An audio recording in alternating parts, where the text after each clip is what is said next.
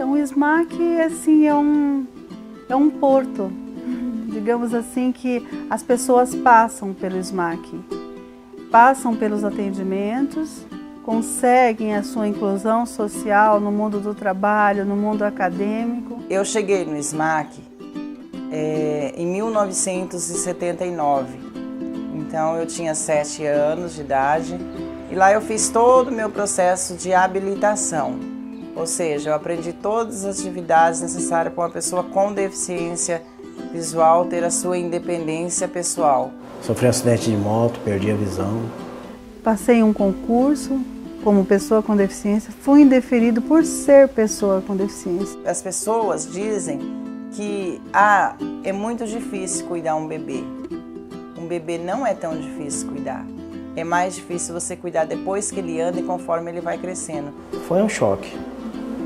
Porque para mim eu estava internado, depois que eu acordei do coma, eu enxerguei por 3 dias. Entrei na justiça, assumi. Foi a experiência mais linda da minha vida. E vivi muito mais tempo no SMAC, com as pessoas lá, do que com a minha própria família. Então existe aí um laço, né? Aí eu acabei cochilando. Quando eu abri os olhos, já não estava enxergando mais.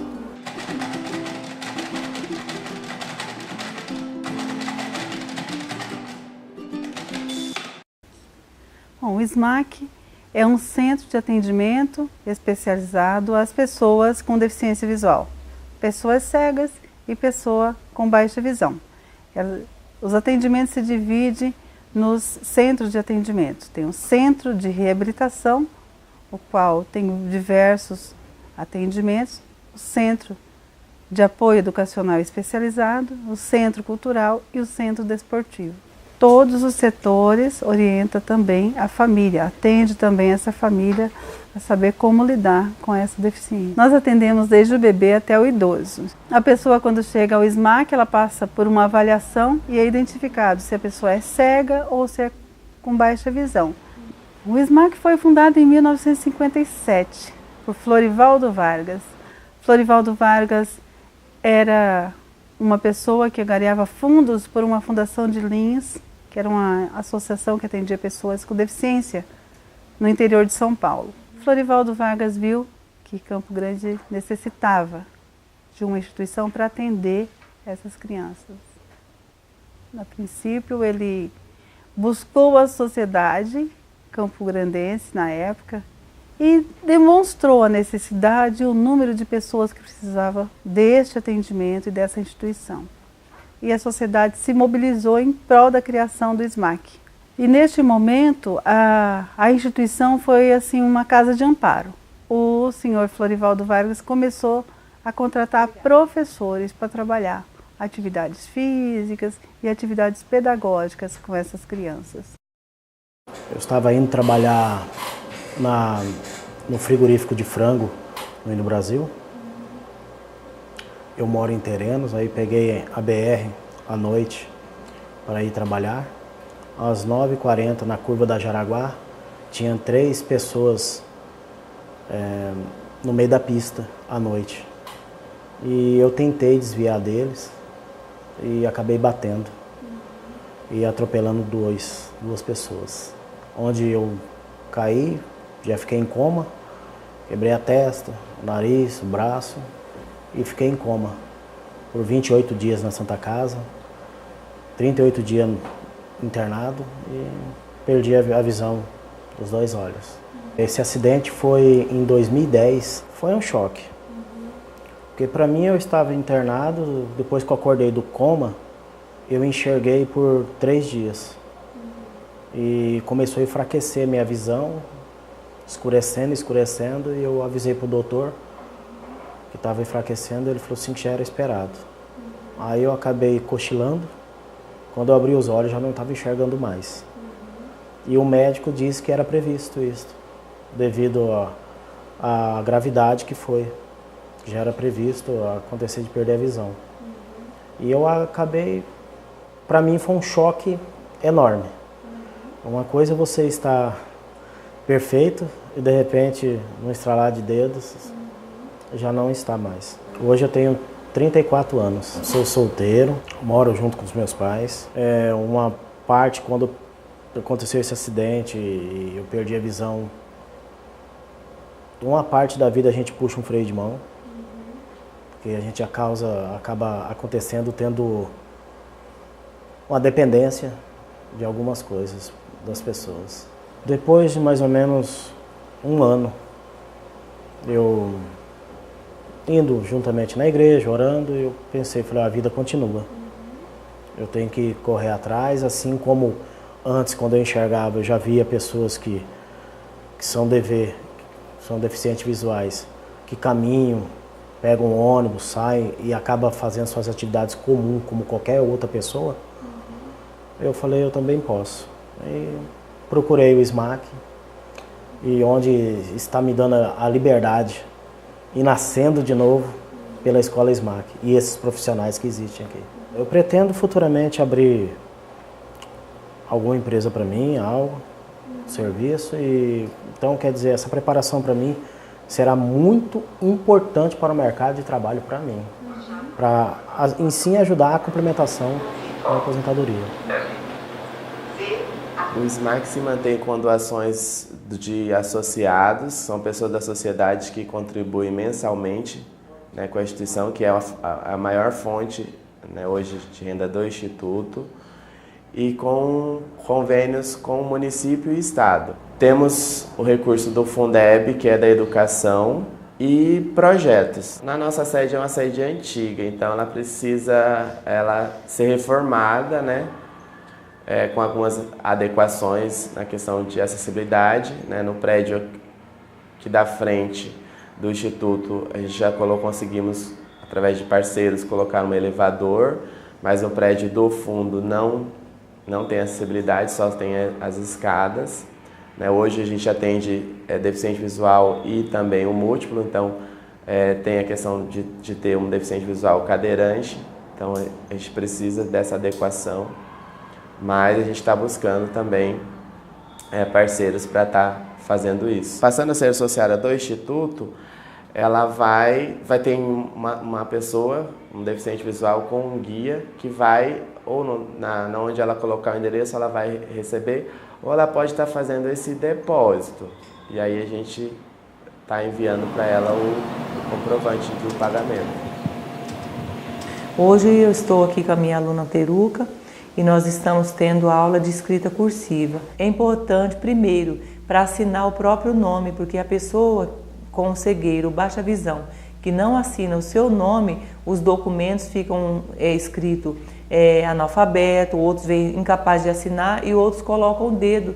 E eles não são analfabetos, são pessoas que têm apenas uma escrita diferenciada. E o braille ele não pode ser preenchido documento, os documentos têm que ser preenchidos com a escrita à tinta. Então, por isso, tem toda uma metodologia que a gente trabalha a escrita em relevo, né, para que eles possam fazer o reconhecimento, criar a memória visual, principalmente quem nunca enxergou, ele não tem a memória visual da escrita à tinta, de como ela é grafada. Então, daí ele cria uma memória visual, ou seja, o desenho dessa letra, para depois a gente grafar no papel. E isso a gente pensa assim, mas escrever o nome, isso é uma coisa tão singular para a gente. Isso, na verdade, é a pessoa também se sentir um cidadão. Bom, nós atendemos então aqui pessoas que já liam, escreviam, eram alfabetizadas e que no decorrer da vida perderam a visão. Então, para que possam retomar essas atividades de escrita e leitura, eles vão precisar utilizar o braille. E essas aulas elas são planejadas de acordo com a realidade de cada um. Se essa pessoa estudava e quer continuar estudando, então nós vamos voltar esses atendimentos, essas aulas, para que ele possa voltar a estudar. Se a pessoa já tem uma certa idade, já tinha estudado ou nunca estudou e só queria mais assim essa questão de leitura para uma receita ou por uma questão religiosa, uma Bíblia, então nós vamos trabalhar com essa realidade. Se a pessoa é música, ele queria o braille só para essa questão mesmo de letra de música, de cifras, então nós vamos trabalhar com músicas, de acordo com a realidade de cada um. Então, assim, o sistema braille em si ele é um só. Todos aprendem praticamente de uma maneira, mas o direcionamento do para quê, de como vai ser usado, vai ser depender de cada um. 25 alunos que frequentam a aula de braille. E aí as atividades são feitas para que eles possam levar suas atividades para casa e em casa dar sequência nesse processo. A partir do momento que cada um conclui o que veio buscar, aquilo que nós falamos, assim, se ele queria o braille só para letras de música, ele está conseguindo isso, então ele não precisa mais frequentar. A não ser que ele tenha depois falar, eu quero estudar. Aí ele retorna, vamos direcionar para outra atividade. No que se refere ao sistema Braille, nós também temos a Biblioteca Nazaré Pereira Mendes, que foi fundada em 1971, justamente para proporcionar às comunidades com deficiência visual do Estado o acesso à leitura. E hoje nós temos um acervo, um grande acervo, tanto de livros impressos em Braille e também produzidos aqui na instituição, e está à disposição da comunidade. Também temos um acervo de livros falados e livros digitalizados. A Biblioteca Nazaré Pereira Mendes, em homenagem à primeira professora que trabalhou com a inclusão das pessoas com deficiência nas salas de aula comum. A gente utiliza, no caso, o leitor de tela, né? A gente atende desde criança, a partir de 8 anos e até os mais idosos. Esse pessoal aqui eles já estão quase encerrando já, eles já começaram desde o início do ano. Agora eles já estão na parte de internet, né? Estão enviando e-mail ali. E assim, a gente atende também aqui conforme a pessoa ela quer, né? Tem uns que vêm só para lazer, outros vêm para mercado de trabalho, outros vêm para ajudar no estudo, né? Que acompanha também pelo computador. Aí conforme o que ele quer, a gente vai atendendo. Eu cheguei no SMAC em 1979, então eu tinha 7 anos de idade e lá eu fiz todo o meu processo de habilitação, ou seja, eu aprendi todas as atividades necessárias para uma pessoa com deficiência visual ter a sua independência pessoal. Todas essas atividades fizeram parte do meu processo, até mesmo na conclusão aí do meu curso superior que hoje eu possuo.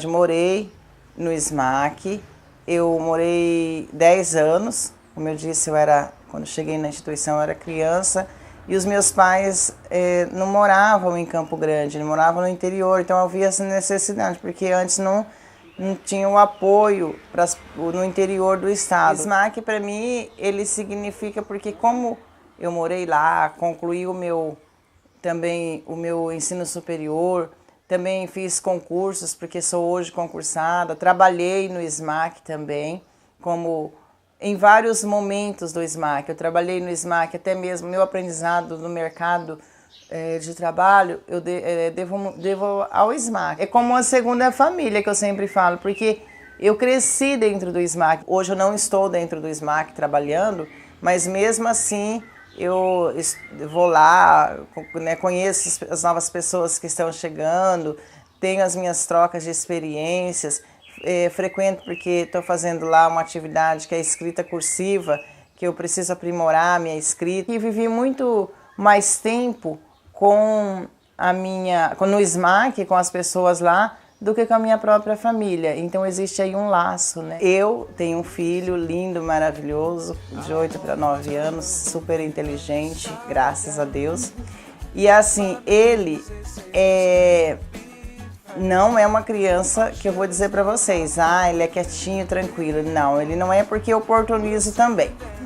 Então, eu sempre quis ter filho, seria um sonho. Se eu não tivesse, seria um sonho não realizado. Mas como eu tive, foi um sonho realizado. As pessoas dizem que é muito difícil cuidar um bebê. Um bebê não é tão difícil cuidar. É mais difícil você cuidar depois que ele anda e conforme ele vai crescendo. Quando ele vai crescendo, ele fala, mas aí não é você e ele, é você, ele e o mundo. A gente se complementa, né? Please don't go away.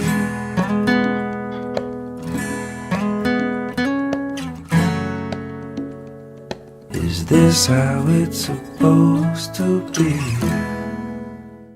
Para as pessoas que ainda não conhecem, tanto pessoas que têm pessoa com deficiência visual em casa e não trazem para a instituição, né, que isso é muito importante, ela vir para a instituição para ela ter o contato com outras pessoas com deficiência, para ela poder se desenvolver e ir, né, para a sociedade, para o mercado de trabalho. Falando de mercado de trabalho, para os empresários, né, acreditar, né, no potencial da pessoa com deficiência visual, que ele pode sim, né, desenvolver dentro da sua empresa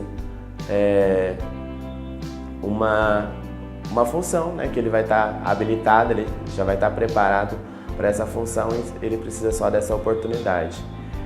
E para as pessoas que querem colaborar, vir conhecer o trabalho do SMAC, pode vir nos visitar na 25 de dezembro de 2062, que vai estar conhecendo e assim fica mais fácil poder colaborar conosco.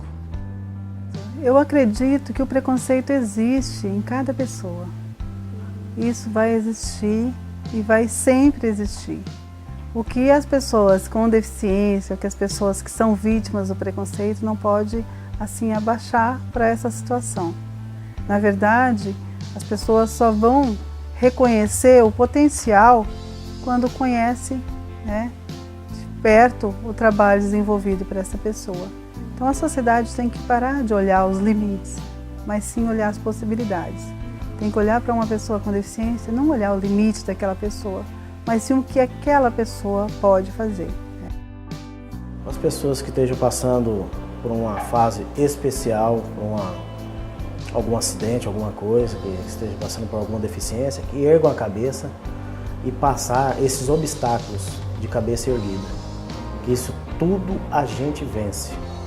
Nós podemos conseguir qualquer coisa, fazer qualquer coisa. Eu acho assim que a gente tem que falar para a sociedade de uma maneira geral, para a família, para os educadores, para os profissionais que atuam com as pessoas com deficiência. Observe o potencial dessa pessoa, não observe o limite. Traga para essas pessoas os recursos necessários para superar. Porque a deficiência não é fácil, mas mais difícil é o preconceito. As pessoas necessitam de esclarecimento e como somos, quem somos, o que fazemos e estarmos mais presentes junto a essa sociedade. Cada um tem as suas especificidades e para isso é necessário o conhecimento da potencialidade da pessoa com deficiência.